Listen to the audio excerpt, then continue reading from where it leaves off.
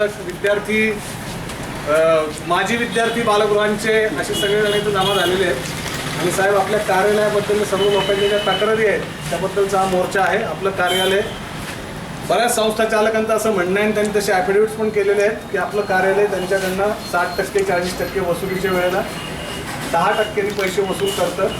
मागच्या 6 वर्षांमध्ये आपण 3,60,00,000 रुपये लोकांकडनं घेतले आहेत असं सगळ्यांचा हिशोब जमा झाला आहे आणि त्याची वसुलीची नोटीस आपल्या कार्यालयाला देण्यासाठी आम्ही इथं आलेलो आहे. नोटीस आम्ही इथं लावतोय साहेब नसल्यामुळे आपण त्यांची ती निदर्शनास आणून द्या आणि या पुढच्या काळामध्ये जर अशा प्रकारचे वसुलीचे प्रयत्न झाले तर सर्व संस्था चालक नगर जिल्ह्यातले सगळी माणसं, सामान्य माणसं, दलित, आदिवासी, बहुजन, अल्पसंख्याक समाजातले असे लोक ज्यांची मुलं बाळ या बालगृहांमध्ये शिकतात ते आपल्या इथून सत्याग्रह करतील. नोटीस दिली म्हणजे विषय संपणार नाही. आता हा सगळा विषय इथून सगळेजण मोठा मोर्चा आपल्या दारामध्ये आलेला आहे. जवळपास खाली 1000 लोक आहेत. हा सगळा मोर्चा कलेक्टर ऑफिसला चाललेला आहे. त्यानंतर हा सगळा पुण्याला आणि मुंबईच्या स्तरावर सुद्धा पाठपुरावा करण्यासाठी सगळी माणसं जाणार आहेत.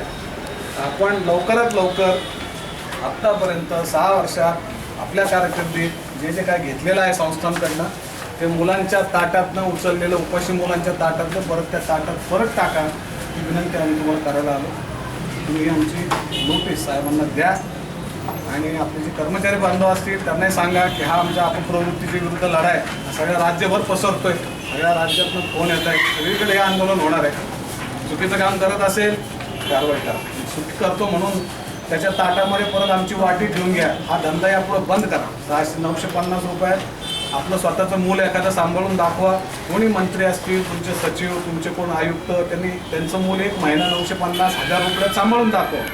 आम्ही कशी संस्था चालवतो सगळे लोक आम्हाला माहिती आहे. त्या माणसाची तुम्ही संस्था मोडली, या माणसाने एक ॲफिडेविट केलेले आहे. खरं खोटं त्याची जबाबदारी त्यांची आहे, परंतु त्या ॲफिडेविटमध्ये सगळे आरोप फार गंभीर आहेत आणि याच्यामध्ये आपण जर कारवाई नाही केली तर हे सर्व लोक खाजगी दावे दाखल करतील याची नोंद घ्या. हे सरकारी कामापुरती गोष्ट ठीक आहे, परंतु हा खाजगी लढा सुरू होईल. तुमच्यावरती वैयक्तिक गुन्हे दाखल केले जातील.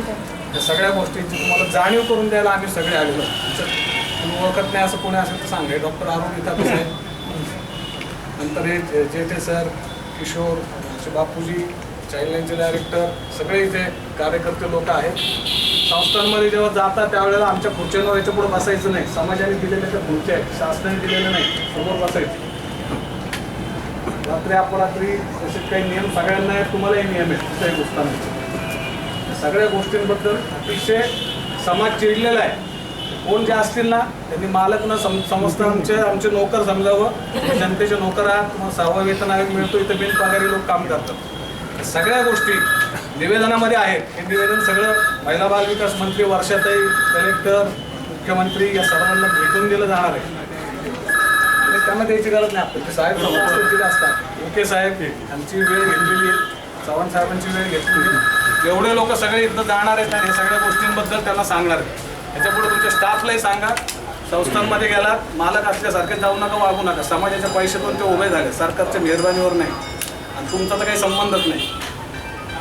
वागणं बोलणं नोकरासारखं ठेवा, कारण तुम्ही नोकर आहात त्या सगळ्या संस्थांचे ना आमचे जनतेचे. मालकासारखे वागणं याच्या पुढे करू नका. हे सगळं बोललेलं आपण कृपया साहेबांना आम्ही सांगा. त्यांना आम्ही लेखी पण देणार आहोत, पण ते नाही येत आता, त्यामुळे ते लेखी देता येत नाही. आपलं काय म्हणणं आहे सर याच्याविषयी? काहीच नाही, गाडी आहे ना. बोलो भारत माता की जय, वंदे मातरम, इन्किलाब जिंदाबाद, इन्किलाब जिंदाबाद.